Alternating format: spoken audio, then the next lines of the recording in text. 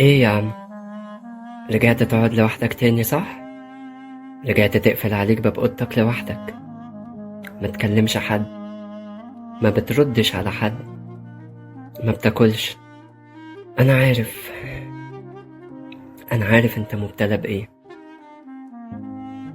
انت مبتلى بعدم التوفيق في كل شيء، مالكش نصيب في حاجة، مالكش حظ في حد.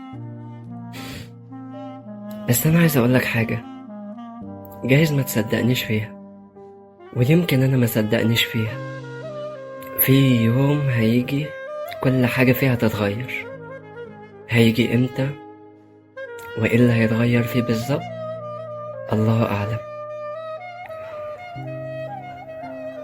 بس انا واثق انه هيجي. انا واثق.